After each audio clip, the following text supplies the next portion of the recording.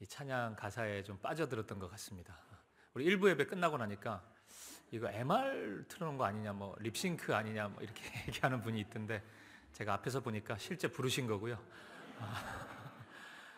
너무 귀하고 아름다운 찬양 감사합니다. 우리 2부 예배 오신 사랑하는 성도님들 환영하고 축복합니다. 우리 앞뒤 좌우에 있는 성도님들 바라보시면서 인사 나누도록 하겠습니다. 사랑하고 축복합니다. 사랑하고 축복합니다. 참 잘 오셨습니다. 네, 우리 교회 소식 몇 가지 확인해 드리도록 하겠습니다. 사김의 교회 처음 방문하신 방문자분 계시면 환영하고 축복합니다. 등록 희망하신 분들은 예배 후에 안내 데스크에서 등록 안내 받으실 수 있습니다. 지난 금요일 그리고 어제까지 우리 정교인 수련회 너무나 은혜 안에서 잘 마무리되었습니다. 별거 안 한 것 같은데 어제 체육대회 때 저는 가만히 서 있는 것밖에 사실 안 했는데 새벽에 일어나니까 누가 막 저를 때린 것 같아요. 실제 때렸는지도 모르는데 너무 애써주신 분들 감사하고요. 우리가 하나님 사랑 안에서 하나됨을 확인할 수 있는 너무 복된 시간이었던 것 같습니다. 더욱 예수님 사랑 안에서 하나 되는 사김의 교회가 되도록 기도해 주시기 바랍니다. 우리 가평 우리 마을 채용 공고 오늘까지 나가는데요. 관심 있는 분들 또 주변에 있으면 건면해 주셔서 지원해 주시고요. 우리 분당우리 교회와 함께 가평 우리 마을의 꿈을 계속 꾸고 있습니다. 이제 거의 다 모든 준비가 다 끝났고 9월이 되면은 오픈이 될 것 같습니다. 우리 일정 맞추어서 여러분들과 함께 나누고 저희도 함께 가평 우리 마을을 누리고 또 즐길 수 있었으면 좋겠습니다. 우리 주차 광고 안내 하나 드리는데요. 우리 주차장으로 사용했던 하나금융 강남 사옥이 6월부터 주차장 공사를 한다고 하네요. 그래서 우리 주일 주차는 이제부터는 한국지식재산센터에 해주시면 될 것 같습니다. 여기가 주일에는 종일 5,000원인데 오래 될수록 좋긴 좋은데 그냥 무조건 5,000원이에요 여기는. 그래서 현장 결제가 되니까 한국지식재산센터에 주차를 해주시고요. 우리 수요일 수요 예배 주차 관련해서는 다음 주 주일에 조금 자세히 안내해 드리도록 하겠습니다. 그 외 광고는 주보를 참고해 주시면 되겠습니다. 우리 하나님 말씀 보시겠습니다. 이 시간 우리에게 주신 하나님의 말씀은 구약성경 열왕기하 2장 6절부터 11절까지 말씀입니다. 오늘도 우리 다 함께 자리에서 일어나셔서 한 절씩 교독하도록 하겠습니다. 제가 먼저 6절 말씀을 읽겠습니다. 엘리야가 또 엘리사에게 이르되 청하건대 너는 여기 머물라. 여호와께서 나를 요단으로 보내시느니라 하니 그가 이르되 여호와께서 살아계심과 당신의 영혼이 살아있음을 두고 맹세하노니 내가 당신을 떠나지 아니하겠나이다 하는지라. 이에 두 사람이 가니라. 선지자의 제자 50명이 가서 멀리 서서 바라보매 그 두 사람이 요단가에 서 있더니 엘리야가 겉옷을 가지고 말아 물을 치매 물이 이리저리 갈라지고 두 사람이 마른 땅 위로 건너더라. 건너매 엘리야가 엘리사에게 이르되 나를 내게서 데려감을 당하기 전에 내가 내게 어떻게 할지를 구하라. 엘리사가 이르되 당신의 성령이 하시는 역사가 갑절이나 내게 있게 하소서 하는지라. 이르되 내가 어려운 일을 구하는도다. 그러나 나를 내게서 데려가시는 것을 내가 보면 그 일이 내게 이루어지려니와 그렇지 아니하면 이루어지지 아니하리라 하고 두 사람이 길을 가며 말하더니 불수레와 불말들이 두 사람을 갈라놓고 엘리야가 회오리 바람으로 하늘로 올라가더라. 아멘. 자리에 앉으시겠습니다. 지난주 토요일 새벽은 저에게 있어서 굉장히 힘든 아침이었습니다. 저에게 큰 영향을 주신 몇 명의 목사님이 계신데 그 중에 한 명인 팀 켈러 목사님이 하나님의 부르심을 받고 소천하셨기 때문입니다. 사실 제가 팀 켈러 목사님은 직접 만나뵌 적은 없습니다. 책을 통해서 그리고 설교를 통해서 그분의 생각과 그분의 메시지를 알게 되었습니다. 복음이 무엇인지 그리고 교회가 무엇인지를 저는 목사님을 통해서 아주 깊이 있게 배웠던 것 같습니다. 특히나 복음이 이 현대 도시 문화권 속에 살고 있는 우리에게 어떻게 들려줘야 하는지 팀켈러 목사님 매우 생생하게 많은 이들에게 큰 가르침을 주셨던 것 같습니다. 소천하시기 하루 전인 금요일 오후에 SNS를 통해서 팀켈러 목사님의 아들인 마이클 켈러에 의해서 이제 목사님 소식이 전해졌습니다. 췌장암으로 병원에서 치료를 받고 있었는데 이제 병원에서의 치료를 마무리하고 호스피스 치료를 위해서 가정으로 집으로 돌아가야 될 것 같다. 하나님이 목사님을 부르시는 시간이 다가온 것 같다. 뭐 이런 내용의 소식을 SNS를 통해서 전 세계 성도님들에게 전해졌습니다. 아버지이자 목사님을 위한 기도 부탁을 하면서 이 팀켈러 목사님이 죽음을 앞두고 남겼던 마지막 3개의 문장을 그 SNS에 이렇게 올려줬더라고요. 이런 3문장이었습니다. 이제 저는 예수님을 만날 준비가 되어 있습니다. 예수님을 진심으로 보고 싶습니다. 나를 본향으로 보내주소서. 이 3문장을 목사님이 남기셨습니다. 저는 목사로서 수많은 죽음을 실제 목도했습니다. 그런데 이런 고백을 하는 분은 별로 만나지 못했던 것 같습니다. 너무 당연하고 너무 자연스러운 고백 같은데 죽음의 위험, 죽음의 공포 앞에서 이런 식의 믿음의 고백을 하는 분들은 제가 잘 만나보지 못했던 것 같습니다. 주님을 진실로 사랑하는 사람만이 드릴 수 있는 고백이고 이 땅의 삶을 주님 앞에서 부끄러움 없이 살아간 사람만이 드릴 수 있는 고백이라는 생각을 해보았습니다. 그리고 저도 언젠가 주님 앞에 이렇게 부름을 받는 날이 있을 텐데 이런 고백 남길 수 있으면 얼마나 좋을까, 이런 생각을 해보았습니다. 그래서 제가 이 땅에서는 목사님을 직접 뵙고 감사하다는 고백 한번 드리지 못했지만 한국에 오신 적이 있거든요. 컨퍼런스 때문에. 근데 사역이 워낙 분주하고 그래서 가보질 못했는데 그게 사실 제가 두고두고 좀 후회가 됩니다. 천국에 가게 된다면 목사님께 감사하다는 고백을 꼭 드려야 되겠다, 이런 마음을 가지게 되었습니다. 그러면서 이렇게 존경하던 분이 스승이 떠나는 순간이 찾아올 수 있겠구나, 이거 너무 당연한 일인데 내가 그 생각을 한 번도 안 했구나, 이런 생각을 해보았습니다. 그러다 보니까 또 이찬수 목사님도 떠나는 시간이 찾아올 수 있겠구나, 또 이런 생각이 들더라고요. 물론 제가 먼저 떠날 수도 있죠. 그 순서는 뭐 정해진 것이 아니긴 하지만 저는 이런 이별의 순간을 한 번도 상상해 보지 않았거든요. 근데 처음으로 그것이 굉장히 강하게 다가왔습니다. 만약 그런 일이 벌어진다면 나에게 남겨진 사명은 무엇일까? 나는 어떤 마음으로, 어떤 목사로서 이 땅의 삶을 완주해야 될까? 뭐 이런저런 묵상으로 제가 지난 한 주 한 10일 정도의 시간을 보냈던 것 같습니다. 오늘은 엘리야의 생의 마지막을 제가 여러분과 함께 나누려고 합니다. 엘리야의 삶은 크게 전반기와 후반기로 나눌 수 있는데 전반기의 삶은 지난 주일에 나누었던 그런 엘리야의 모습이 상징적인 모습입니다. 갈멜산에 올라서 하나님을 섬기는 사람은 엘리야 혼자인데 바알을 섬기는 선지자, 아세라를 섬기는 선지자 850명과 함께 영적 전투를 벌이던 모습, 흔들림 없이 하나님을 향한 믿음을 고백했던 그 모습, 그것이 바로 엘리야의 전반기의 삶이라고 할 수 있습니다. 이런 모습만 보면은 엘리야가 진짜 평범한 사람이 아니구나, 엄청난 믿음의 소유자구나, 이런 생각 모두가 다 할 수 있을 텐데 엘리야도 넘어지는 순간을 또 맞이하죠. 바로 이 놀라운 영적 체험 이후에 엘리야는 넘어집니다. 무기력, 두려움, 절망, 우울감, 이런 복합적인 감정이 엘리야에게 찾아오면서 엘리야가 정말 뜻밖에도 죽고 싶다는 고백을 합니다. 자살하고 싶다는 그런 얘기를 하게 되는 겁니다. 그런데 하나님은 죽고 싶다고 아우성치는 엘리야의 소리를 살고 싶다는 소리로 들으시고 엘리야를 살리십니다. 그를 먹이시고 재우시면서 엘리야를 회복시키십니다. 그리고 결정적인 하나님의 한마디가 엘리야를 일으켜 세워줍니다. 바알에게 무릎 꿇지 않는 7,000명의 사람이 이 이스라엘 땅 안에 있다. 엘리야는 본인 혼자인 줄 알았습니다. 이렇게 믿음의 선한 싸움을 싸우는 사람은 나 혼자인 줄 알았다고요. 모든 사람이 다 타협하고 적당하게 세상의 길을 걸어가는 줄 알았어요. 본인 혼자만 별나게 예수 믿는다고 생각했는지 모르겠습니다.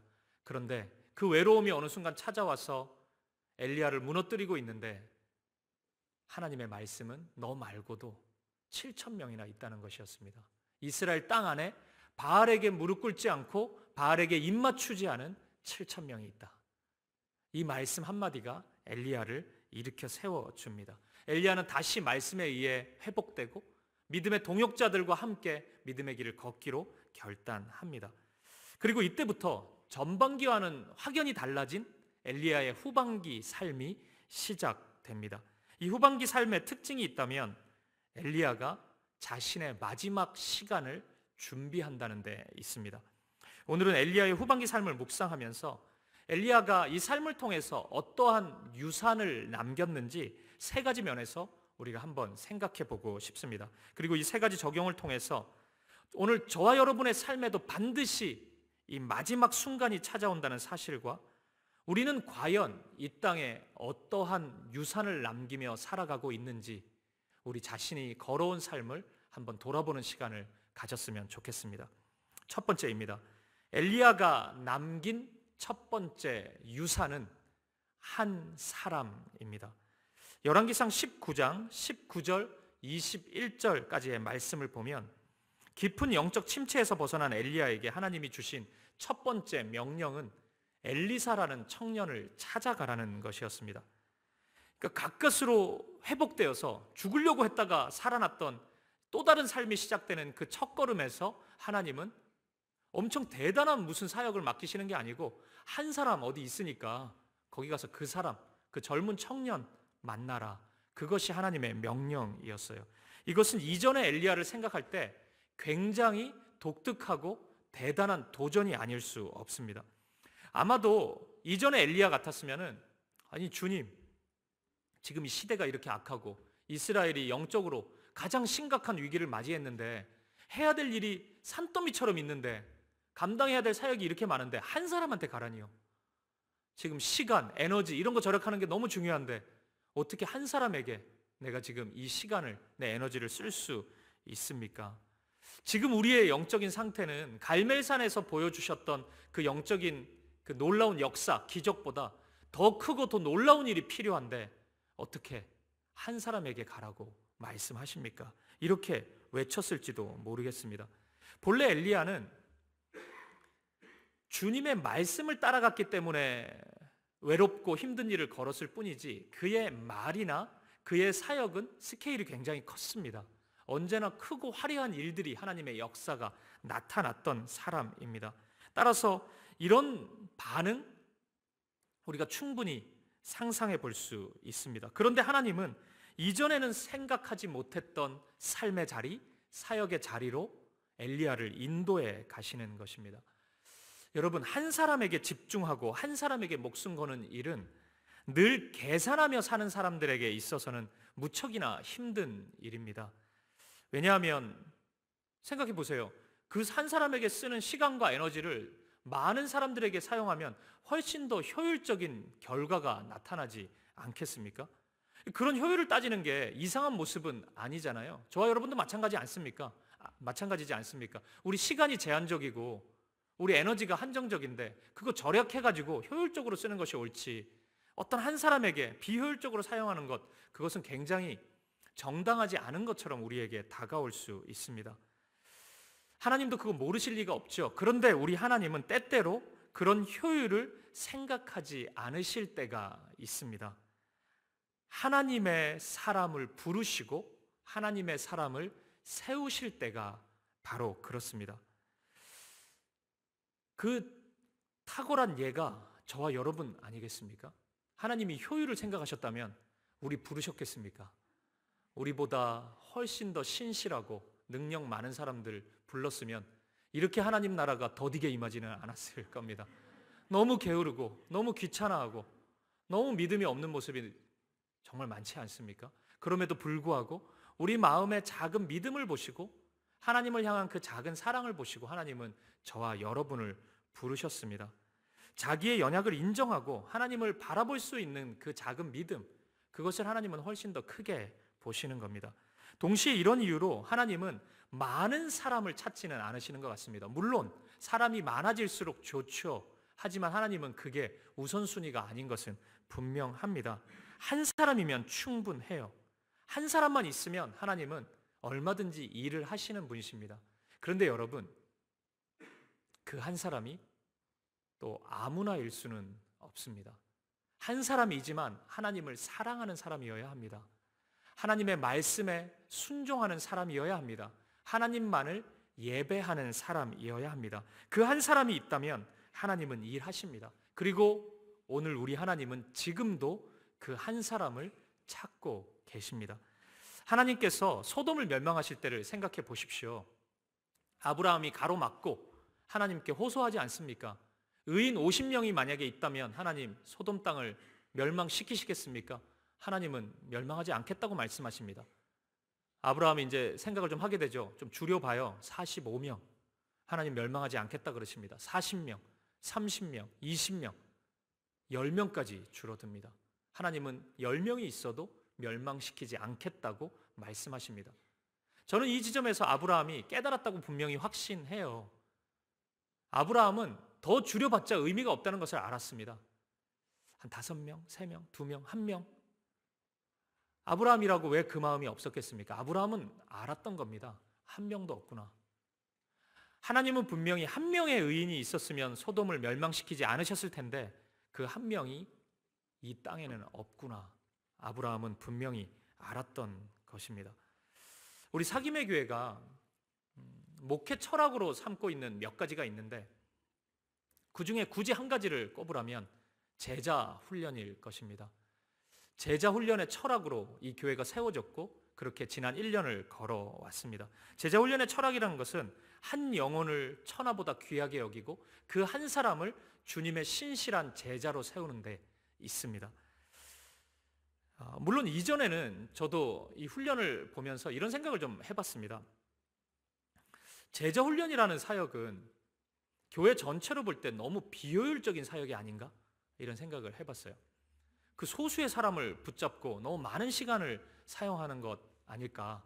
그 시간을 차라리 많은 분들을 모아놓고 뭐 신앙 강좌 한다든지 이렇게 하면은 말씀도 함께 나눌 수 있고 이런저런 은혜가 더 클 것 같은데 굳이 제자 훈련에 목숨을 걸고 제자 훈련의 철학을 가지고 교회가 방향을 가지고 나아갈 필요가 있을까? 이런 생각을 제가 좀 해봤어요. 그런데 제가 제자 훈련을 하면서 말씀 앞에 무릎을 꿇고, 그러니까 단순히 말씀을 이해하고 동의하는 차원이 아니고 친히 내 삶에 무릎을 꿇고 그 말씀에 내 인생을 걸고 그 말씀대로 순종해 가는 많은 훈련생들을 제가 바라보면서 생각이 많이 바뀌었습니다. 이 훈련이야말로 그냥 하나님의 말씀에 동의하는 것을 완전히 넘어서 우리의 삶의 전 인격이 변화되는 시간이구나. 정말 복된 시간이고 정말 은혜 넘치는 시간이구나. 이런 확신을 가지게 되었습니다. 제자 훈련이 아니었으면 적어도 저에게 있어서는 한 영혼을 찾으시고 천하보다 귀하게 여기시고 그 한 사람을 주님의 신실한 제자로 부르시는 그 주님의 마음, 한 사람을 향한 마음을 제가 이해했을지는 몰라도 제 마음으로 깊이 새길 수는 없었을 것 같습니다. 여러분, 이런 차원에서 제가 한 가지 부탁드리고 싶은 게 있어요. 우리 사김의 교회 안에 있다면 우리 교회를 위해서 기도할 때 꼭 훈련생들을 위해서 기도해 주십시오. 그냥 그렇게 한번 해볼까 이래가지고 제자훈련에 들어온 분은 없습니다. 오랫동안 기도하고 헌신과 결단을 통해서 훈련 자리로 나왔어요. 훈련생들을 위해서 꼭 기도해 주십시오. 우리 사역훈련도 지금 이제 마무리에 이르렀는데 이제 6월이 되면 수료 예배를 하게 됩니다. 사역훈련생들은 마지막에 해방감보다는 더 긴장을 하고 있어요. 에베소서 1장을 통째로 암송해야 됩니다. 수료 예배 오시면 그 모습을 볼 수가 있습니다. 너무 긴장이 돼요 지금.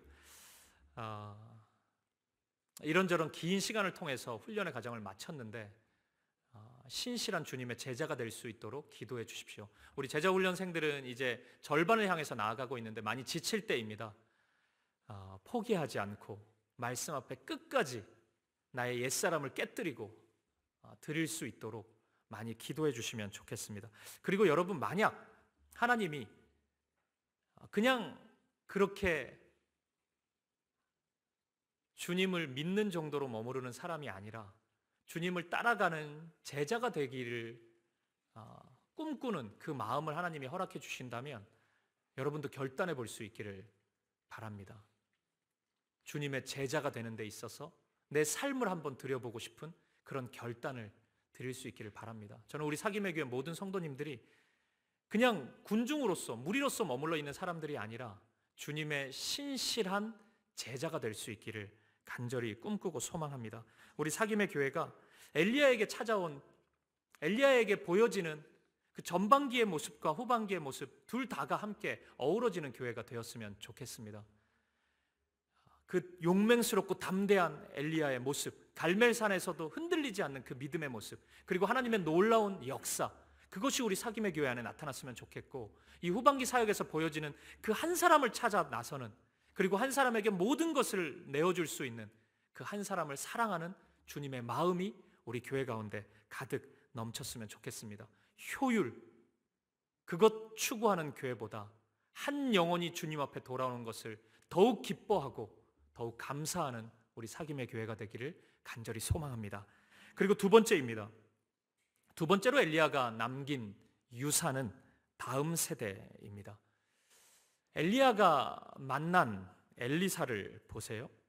이 엘리사라는 사람은 단순한 엘리야의 한 명의 동역자의 수준을 넘어서 엘리야의 다음을 준비하는 그 다음 주자였습니다.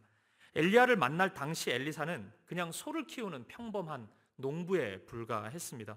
하나님의 꿈을 꾼다, 하나님의 사명을 감당한다, 이런 거 생각할 수 없는 청년이었습니다. 하지만 엘리사는 엘리야를 만남으로써 하나님의 사람으로 변화되기 시작합니다. 하나님의 소명이 무엇인지, 어떻게 하나님을 믿으며 살아갈 수 있을지 아마도 제자 훈련을 하듯이 엘리야를 통해서 가르침을 받고 그의 삶이 전체가 바뀌기 시작했을 것입니다. 그 결과 엘리사는 매우 신실한 하나님의 사람으로, 청년으로 준비되어 갑니다. 우리가 말씀을 읽으면 엘리사의 이야기가 몇 가지 나오는데 그 어느 부분에서도 억지로 하나님 앞에 서는 엘리사의 모습은 찾아볼 수가 없습니다. 기꺼이 하나님의 말씀 앞에 엘리야와 함께 손 붙잡고 주님이 인도하시는 자리로 나아가는 엘리사의 모습을 볼 수 있습니다. 몇 가지 엘리사의 모습 중에서 저에게 굉장히 인상적인 두 가지 모습을 여러분과 좀 나누고 싶습니다. 하나는 엘리야와의 마지막 순간이 찾아오거든요. 엘리야가 주님 품으로 떠나게 됩니다. 그 순간에 엘리사가 엘리야에게 갑절의 영감을 구하는 모습입니다. 열왕기하 2장 9절 말씀을 우리 함께 보도록 하겠습니다. 시작. 건너매 엘리야가 엘리사에게 이르되 나를 내게서 데려감을 당하기 전에 내가 내게 어떻게 할지를 구하라. 엘리사가 이르되 당신의 성령이 하시는 역사가 갑절이나 내게 있게 하소서 하는지라. 아멘. 성령의 역사를, 갑절을 구하고 있습니다. 언뜻 보면은 욕심도 되게 많네. 뭘 두 배나 구하나 뭐 이렇게 생각할 수도 있지만 이런 차원의 말씀은 아닙니다. 신명기 21장 17절을 보면 이 율법의 말씀에 장자에게는 두 배의 것을 상속해 주는 말씀이 있습니다. 그렇게 보면 지금 엘리사는 엘리야에게 두 배를 구하고 있잖아요. 내가 영적인 장자가 되겠다는 그런 다짐입니다. 엘리야의 사역을, 스승님의 사역을 내가 계승하겠다는 그의 헌신인 것입니다. 여러분, 이게 인간적으로 본다면 엘리야의 길이 영광스러운 길이 아니잖아요. 인간적으로요. 너무 고통스럽고 고생스러운 길 아닙니까? 근데 이 시대와 세상을 역행하는 이 길을 엘리사는 내가 걸어가겠다고. 이제 엘리야 선생님이 떠나고 나면은 그 길 걷는 사람 없을 텐데 내가 그 무거운 짐을 지겠다고 지금 고백하고 있는 것입니다. 이게 얼마나 어려운 길인지 그 다음 절인 열왕기하 2장 10절을 보면 엘리야가 엘리사를 향해서 네가 정말 어려운 것을 구하는구나 이렇게 말씀합니다. 이건 주기 싫다는 얘기가 아니고 그 길 자체가 얼마나 어려운 길인데 네가 기꺼이 그것을 지금 구하고 있구나 이렇게 표현하고 있는 것입니다. 너무나 아름다운 고백이죠. 여러분, 모세, 이스라엘 역사 속에서 모세와 여호수아 이후 이스라엘의 가장 큰 아픔 한 가지를 우리가 꼽으라면은 다음 세대의 부재라고 할 수 있습니다. 모세 다음은 누구예요? 여호수아잖아요. 여호수아 다음은 누굽니까? 없습니다. 이스라엘 백성 가운데 여호수아 다음이 없었습니다. 그래서 영적인 암흑기인 사사시대가 도래했던 것입니다. 사사기 2장 10절 말씀을 한번 보세요. 같이 한번 읽어보죠. 시작. 그 세대의 사람도 다 그 조상들에게 돌아갔고 그 후에 일어난 다른 세대는 여호와를 알지 못하며 여호와께서 이스라엘을 위하여 행하신 일도 알지 못하였더라. 아멘. 그 세대의 사람이 다 하나님 품으로 돌아갔습니다. 그러면 이제 그 후에 일어난 그 다음 세대 이야기를 하고 있는데, 그럼 문맥상 다음 세대라고 표현해야지 세대 연결하려면 전 세대, 후 세대, 다음 세대 이렇게 표현하는 게 맞는 것 같은데, 이 말씀을 보면 다른 세대라고 표현하고 있습니다. 굉장히 독특하죠. 다음 세대가 아니라 그 후에 일어난 다른 세대라고 이야기합니다. 왜 다른 세대라고 표현합니까? 여호와를 알지 못하기 때문입니다. 그렇기 때문에 다른 세대였습니다. 그런데 오늘 말씀 속 엘리사는 엘리야와 전혀 다른 길을 걷지 않습니다. 엘리야의 그 다음 길을 걷고 있습니다. 다음 엘리야가 바로 엘리사였던 것입니다. 저는 이 엘리사의 고백 속에서 우리 사김의 교회의 꿈을 발견하게 됩니다.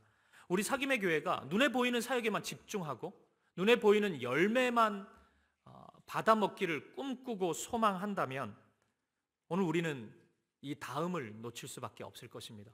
우리 시대에만, 우리 세대에만 괜찮았다라는 고백으로 끝나고 말 것입니다. 따라서 저는 우리 교회가 엘리사를 꿈꿔야 한다고 확신합니다. 우리가 기도하고 있는 이 내용을 우리 다음 세대 누군가도 고스란히 이어서 하나님께 기도해야 되지 않겠습니까? 오늘 우리의 마음으로 하나님을 사랑하고 교회를 사랑하는 또 다음 세대 누군가가 나타나야 하나님의 교회가 아름답게 계속 서 나갈 수 있지 않겠습니까? 이 시대의 어두움을 외면하지 않고 기꺼이 그 짐을 짊어지고 하나님의 말씀과 하나님의 은혜만을 사모하고 구하는 새벽 이슬 같은 청년들이, 그런 우리의 자녀들이 일어나야 될 것입니다. 오늘 우리 사김의 교회가 그런 교회가 될 수 있기를, 우리가 그 꿈을 우리의 마음속에 새길 수 있기를 주님의 이름으로 간절히 소망합니다. 이와 관련해서 한 가지 더 엘리사에게 나타난 장면이 있습니다. 엘리사가 이제 엘리야가 떠나고 나서 홀로 되었을 때 어느 날 이스라엘과 아람 나라가 전쟁을 벌이게 됩니다. 이 아람 군대는 당시에 굉장히 강력한 군대를 소유하고 있었습니다. 그래서인지 엘리사와 함께 있던 이 젊은 청년 이 선지자 생도는 그 아람 군대를 보고 막 말과 병거를 보고 굉장히 두려워했습니다. 그래서 엘리사를 바라보면서 이제 우리 어떻게 해야 되냐고 두려움 속에서 하소연합니다. 그때 엘리사가 뭐라고 대답하는지 아십니까? 열왕기하 6장 16절 17절 말씀입니다. 우리 같이 한번 읽어보겠습니다. 시작. 대답하되 두려워하지 말라. 우리와 함께한 자가 그들과 함께한 자보다 많으니라 하고 기도하여 이르되 여호와여 원하건대 그의 눈을 열어서 보게 하옵소서 하니 여호와께서 그 청년의 눈을 여심해 그가 보니 불말과 불병거가 산에 가득하여 엘리사를 둘렀더라. 아멘. 엘리사는 그 순간 믿음의 눈을 들고 앞을 바라보라고 말하고 있습니다. 하나님의 군대가 보이지 않냐고 말하고 있습니다. 엘리사는 그랬습니다. 단순히 눈에 보이는 것이 전부가 아니라는 것을 알고 있었고 믿음의 눈으로 이 현실을, 이 상황을 바라볼 줄 아는 사람이었습니다. 우리 지난 수련회에서 그 엘리야에게 찾아왔던 영적 침체의 원인을 이 열왕기상 19장 3절에 있는 한 표현으로 제가 설명을 해드렸잖아요. 저가 이 형편을 보고, 이게 엘리야에게 찾아온 영적 침체의 원인이었단 말이에요. 하나님을 바라봐야 될 순간인데 형편을 바라봤습니다. 현실을 바라봤어요. 엘리야는 그렇게 실수했습니다. 그래서 넘어지고 무너졌습니다. 하지만 지금 엘리사를 바라보십시오. 군대가 에워싸고 있는데도, 누구보다도 내가 작아질 수 있는 순간인데도 그렇게 하지 않습니다. 믿음의 눈으로 하나님을 바라보고 하나님의 군대가, 우리 가운데 더 큰 군대가 에워싸고 있다는 것을 믿음으로 보고 선포할 수 있는 사람이었습니다. 지금 엘리사는 엘리야를 뛰어넘은 믿음의 사람으로 서 있는 것입니다. 청출어람이 여기서 일어난 것입니다. 저는 여기서 첫 번째 꿈을 넘어서 우리의 꿈 넘어 꿈을 발견하게 됩니다. 우리의 꿈이 나 정도의 수준의 우리의 자녀들, 우리의 청년들이 되는 것을 꿈꿔서는 안 됩니다. 내 믿음 정도로 우리의 젊은이들이 이 교회, 이 땅의 삶을 살아가기를 꿈꾸는 것은 그것은 옳지 않습니다. 나를 뛰어넘는 하나님의 사람이 되기를 우리는 꿈꿔야 할 것입니다. 우리가 함께 그 일에 우리의 마음을 드리고 우리의 에너지를 드릴 수 있었으면 좋겠습니다. 제가 이 설교를 이렇게 준비하다가 나도 엘리사가 되면 좋겠다, 그것을 뛰어넘으면 좋겠다, 뭐 이런 또 마음이, 다짐이 생기더라고요. 이 땅에 정말 좋은 교회가 많지 않습니까? 그런 교회들을 넘어설 수 있을까? 우리 교회가 그런 아름다운 교회가 될 수 있을까? 분당 우리 교회랑 생각해 보면은 분당 우리 교회 정말 아름답고 건강한 교회인데, 우리가 비교할 수 없을 정도로 많은 것을 가진 교회인데, 분당 우리 교회와 우리의 가장 큰 차이는 담임 목사잖아요. 그게 넘어선다는 게 그게 진짜 꿈인가? 그게 가능한가? 뭐 그런 생각을 해보지도 않았고 또 그게 꿈으로 다가오지도 않았었습니다. 그런데 그런 소망이 하나 들더라고요. 뭐 그런 교회를 뛰어넘을 수는 없을 수 있지만, 만약 이 지상의 교회는 다 불완전한 모습을 다 가지고 있는데 분당 우리 교회가 이루지 못한 사역이 하나 있다면, 혹시 우리가 그것을 이루어낼 수 있다면, 우리가 그것을 순종하고 우리가 만들어갈 수 있다면 얼마나 감사할까, 이런 생각을 해보았습니다. 이찬수 목사님이 언제까지 이 땅에 사역을 하실지 모르지만, 만약 하나 하지 못한 작은 것이 있다면 그것을 우리가 감당해 볼 수 있다면 얼마나 좋을까, 이런 생각을 제가 좀 해보았습니다. 지난 1년 동안 하나님께서 많은 은혜를 우리에게 허락해 주셨는데, 그냥 눈에 보이는 사람들이 좀 모인다, 잘 되고 있나, 뭐 이 정도의 꿈으로 기뻐하는 우리들이 아니라 한 영혼을 향한 진정한 꿈을 꾸고 그 꿈 넘어 꿈, 우리의 자녀들, 우리의 청년들, 우리의 다음 세대가 믿음 안에서 더욱 견고히 세워지는 그 꿈을 꿀 수 있기를 주님의 이름으로 간절히 축복합니다. 이제 마지막으로 엘리야가 남긴 마지막 유산을 살펴보겠습니다. 그것은 절대로 아합처럼 살아서는 안 된다는 생생한 메시지를 엘리야의 삶으로 보여주었다는 것입니다. 엘리야의 사역에 있어서 지독하게 비교되는 한 명의 인물은 아합입니다. 이스라엘의 왕 아합입니다. 이세벨하고 결혼하면서 이 바알 종교를 이스라엘 땅에 수입해 들어온 장본인입니다. 그래서 하나님을 섬기는 수많은 사람들이 하나님을 버리고 바알을 섬기도록 만들었던 사람입니다. 아합 앞에서 하나님의 사인은 충분히 나타났습니다. 갈멜산 전투에서 그 바알을 섬기는 선지자와 아세라를 섬기는 선지자가 그 난리를 쳤는데도 그들의 신은 응답하지 않았잖아요. 근데 엘리야가 하나님께 기도했을 때 비가 내렸습니다. 이런 경험은 아무나 할 수 있는 것이 아니죠. 아합은 그거 보았습니다. 그런데 하나님께 돌아오지 않습니다. 더 기세등등하게 이방 신을 섬기고 하나님을 멀리 했습니다. 열왕기상 21장을 보면 이 아합 왕이 나봇이라는 사람의 포도원을 빼앗는 장면이 나오는데, 나봇이라는 사람이 포도원을 왕일지라도 주지 않으려고 했던 이유는 하나님의 말씀, 율법을 따르고 하고자 하는 그 믿음 때문이었습니다. 아합도 그거 알았어요. 그런데 강제로 빼앗아 버립니다. 왠지 압니까? 하나님의 말씀이 깃털처럼 가볍기 때문입니다. 하나님의 말씀이 뭐고 내가 가지고 싶은 게 있다면 다 가지고 싶은 겁니다. 다 소유하고 싶은 그 욕망, 그것이 아합의 삶을 이끌고 있었습니다. 성경은 엘리야의 인생을 계속 보여주면서 엘리야의 마지막을 이제 보여준단 말이에요. 그 엘리야의 마지막 순간에 앞서 아합의 최후의 순간을 우리에게 소개하고 있습니다. 이랬습니다.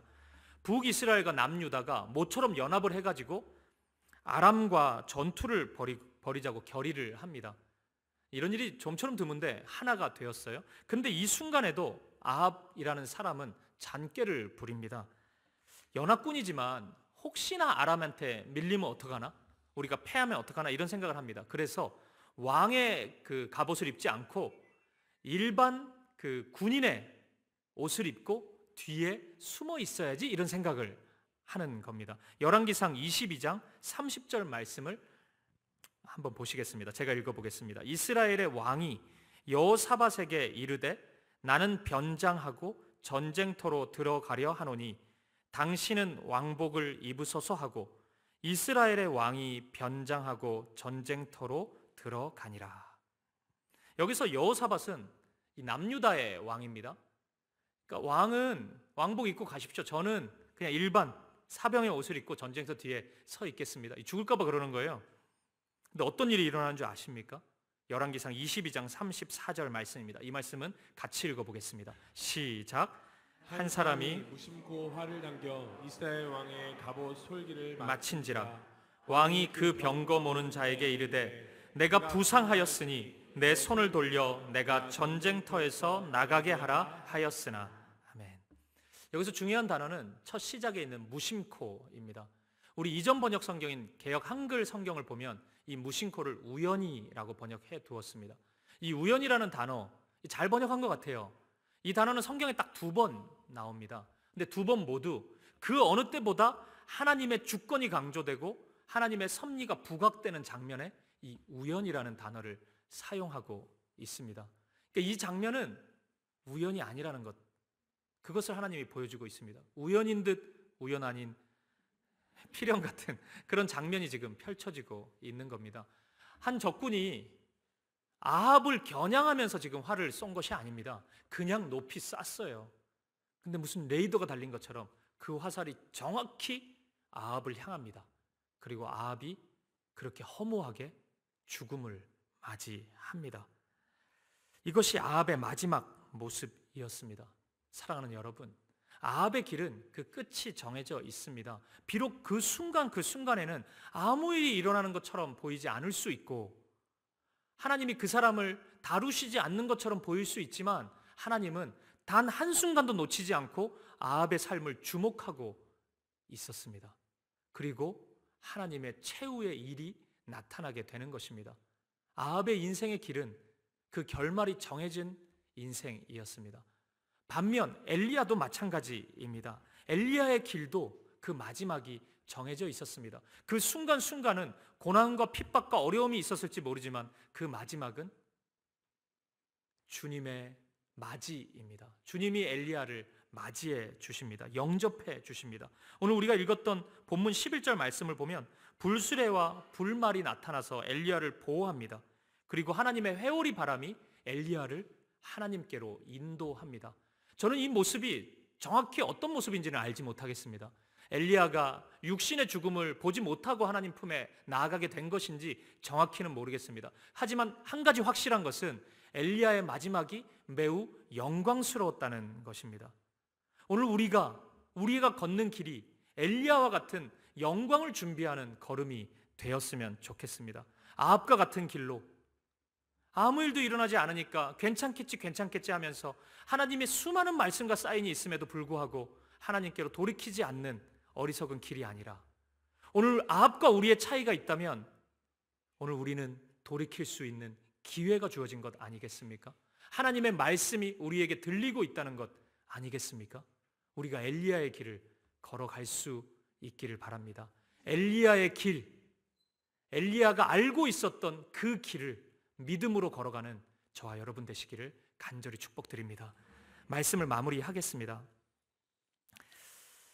영적인 침체에서 극적으로 회복되었던 엘리야는 죽음의 기로에서 살아난 엘리야는 전혀 다른 삶, 이전의 전반기와는 전혀 다른 새로운 삶을 살기 시작합니다.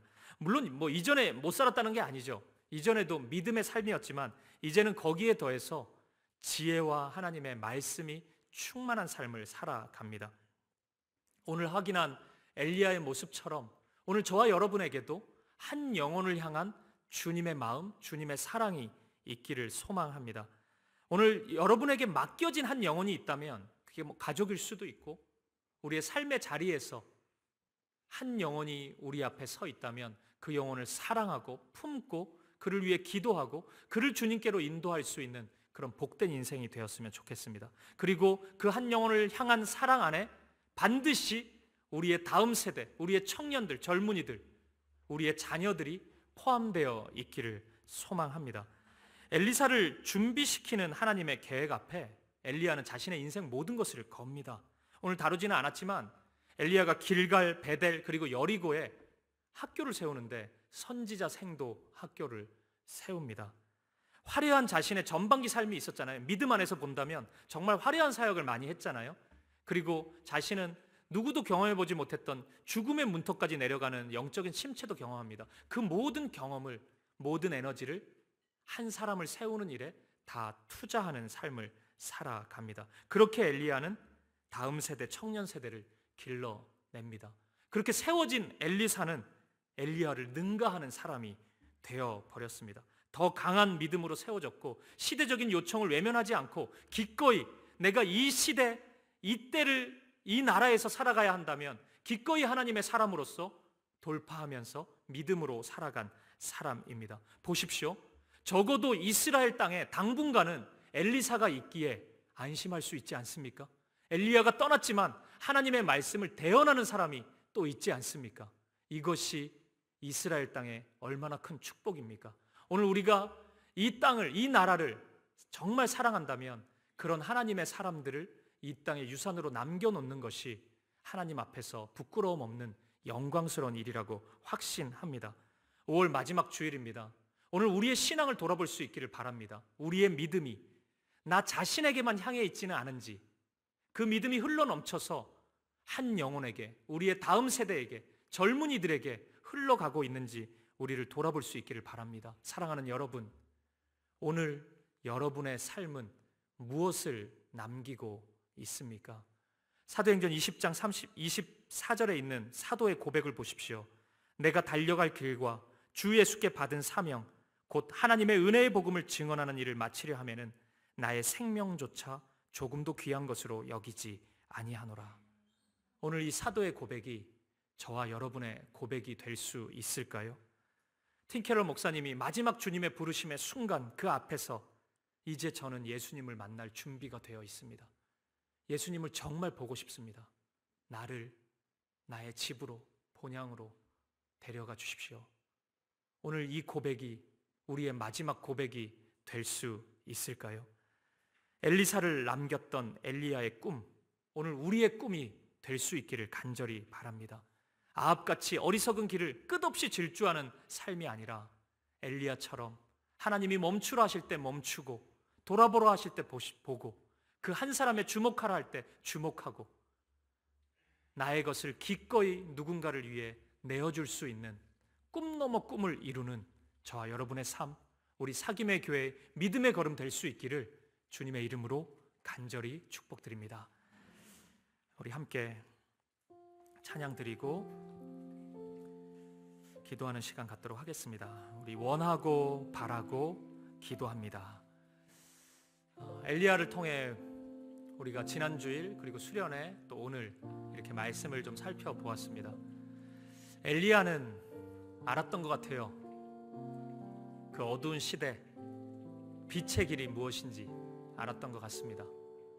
그래서 말씀을 붙잡고 끝없이 달려갔고 이런저런 상황 때문에 멈추어야 되는 순간에 잠시 멈추었고 다시 회복해서 전반기처럼 질주하는 인생은 아니었지만 한 영혼을 품고 또 다른 사역의 길로 나아갑니다. 그리고 하나님의 사람이 그 다음 엘리야가 또 나타납니다.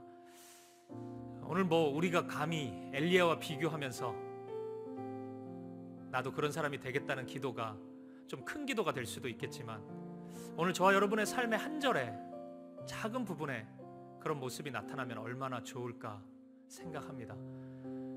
아합과 같은 모습을 한 걸음 멈추고 나의 유익과 만족만을 위한 삶이 아니라 우리의 젊은이들을 향해 꿈꾸고 우리의 자녀들에게 믿음의 유산을 남겨주기 위해 끝없이 애쓰고 기도하고 그것을 포기하지 않는 우리가 되었으면 좋겠습니다. 그러면 수많은 엘리사들이 나타나서 우리 교회를 살리고 우리 이 민족을 살려낼 것입니다. 그리고 오늘 우리가 엘리사가 되어야 된다면 기꺼이 갑절의 영감을 구하십시다. 우리가 부족한 교회이지만 이제 한돌 지난 교회이지만 기꺼이 하나를 구해야 된다면 그 갑절의 영감을 구하고 우리가 기꺼이 시대적인 사명을 감당하겠노라고 고백할 수 있었으면 좋겠습니다. 이 찬양을 통해서 우리가 그렇게 기도하는 마음으로 하나님 앞에 나아갈 수 있기를 바랍니다. 함께 고백하겠습니다. 이 세상을 살아가는 동안에, 이 세상을 살아가는 동안에 나의 힘을 의지할 수 없으니, 나의 힘을 의지할 수 없으니 기도하고 낙심하지 말 것은, 기도하고 낙심하지 말 것은 주께서 참 소망이 되시니. 우리 한 번 더 고백합시다. 이 세상을 살아가는 동안에, 세상을 살아가는 동안에 나의 힘을 의지할 수 없으니 기도하고 낙심하지 말 것은 주께서 우리의 소망이 되십니다. 소망이 되시 하나님의 꿈이 나의 비전이 되고 예수님의 성품이 나의 인격이 되고 성령님의 권능이 나의 능력이 되길 원하고 바라고 기도합니다. 주의 길을 걸어가는 동안에, 세상의 것을 의지할 수 없습니다. 세상의 것 의지할 수 없으니 감사하고 낙심하지 말 것은 주님께서 우리의 참 기쁨이 되시기 때문입니다. 주께서 참 기쁨이 되시니. 아멘. 하나님의 꿈이 나의 비전이 되고 예수님의 성품이 나의 인격이 되고 성령님의 권능이 나의 능력이 되길 원하고 바라고. 우리 한 번 더 고백합시다. 하나님의 꿈이 나의 비전이 되고 예수님의 성품이 나의 인격이 되고 성령님의 권능이 나의 능력이 되길 원하고 바라고 기도합니다.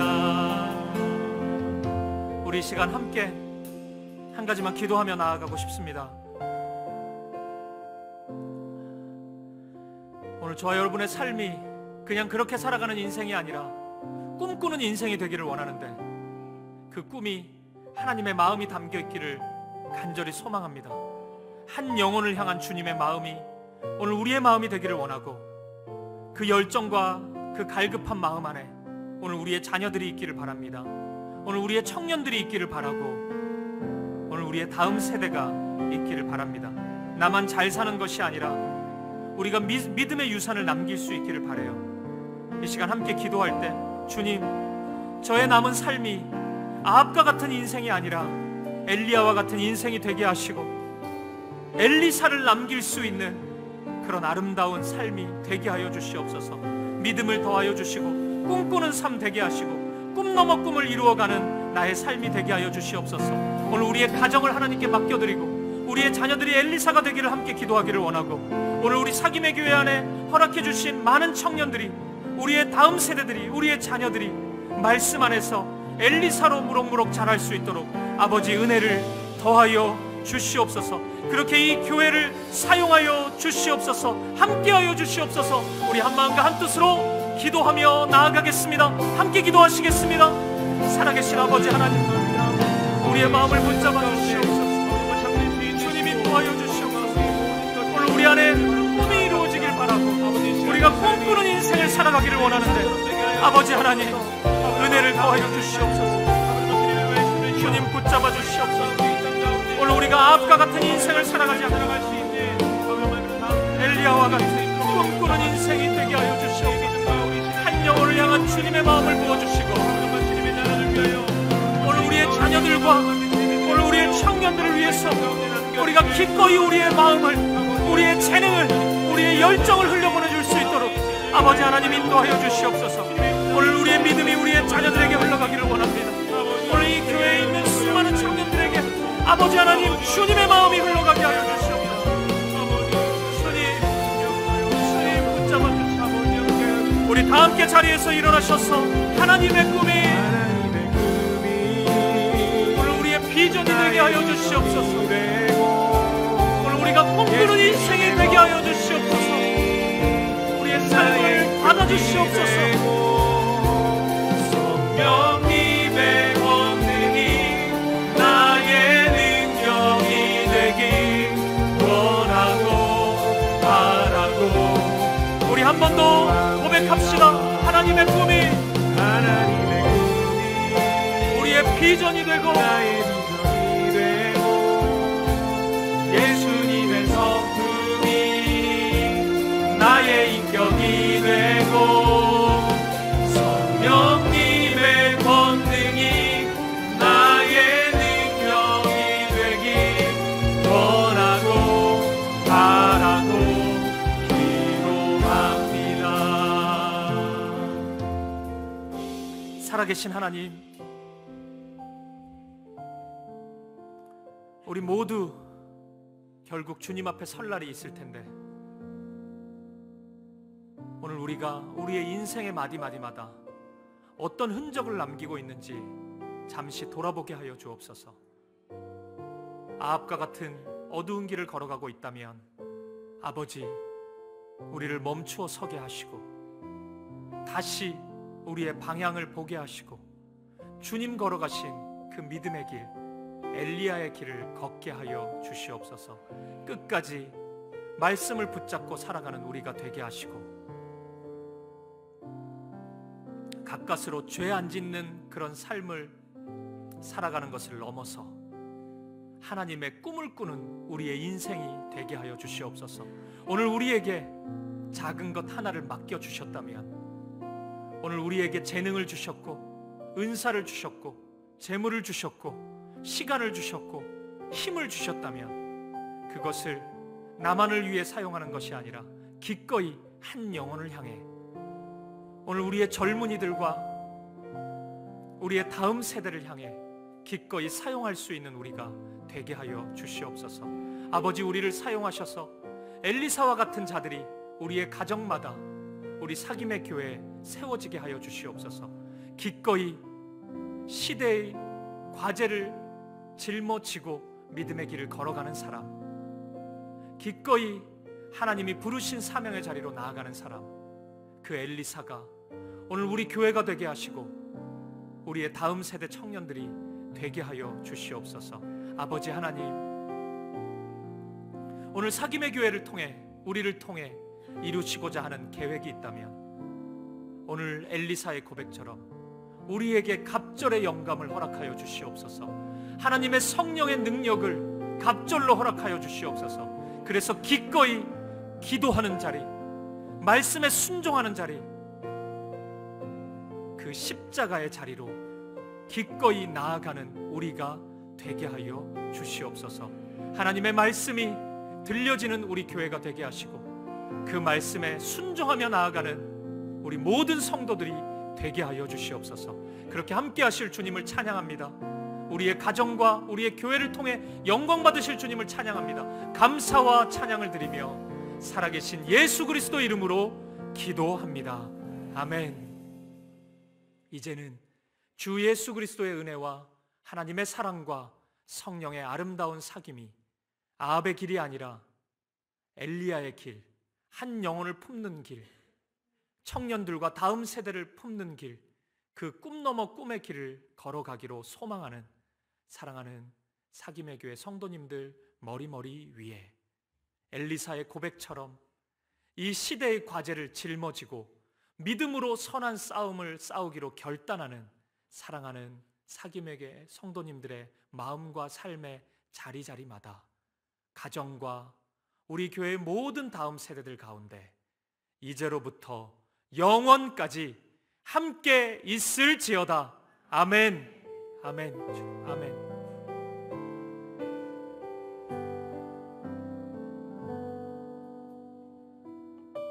함께 찬양하시면서 삶의 자리로 나아가도록 하겠습니다.